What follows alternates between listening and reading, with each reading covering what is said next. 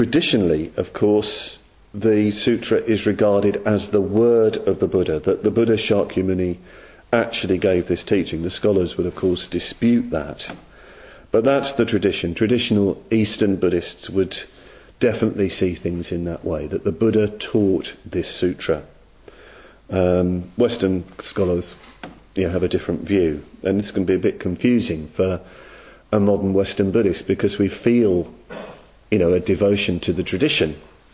At the same time, we have our own historical perspective. It's one of those kind of in-between things or that we have to negotiate as modern Buddhists. Sangharakshita says somewhere that whatever it may be, whoever produced this sutra was a great spiritual genius. Was a great spiritual genius. He was enlightened or very near to enlightened. That's his take on the perfection of wisdom literature generally, and it's perhaps especially the Diamond Sutra.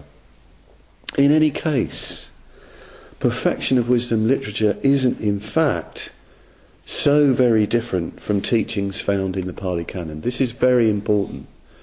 It might seem when you go through the Diamond Sutra that it doesn't, it seems very different from, say, the Dhammapada or things you find in the Majjhima Nikaya or something like that. In fact, there's a lot more common ground than is usually thought.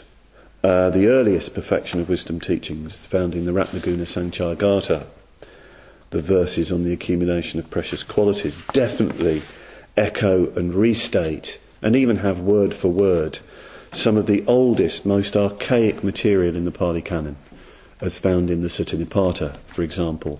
Particularly this treatment, this sort of radical treatment of not dwelling anywhere, not being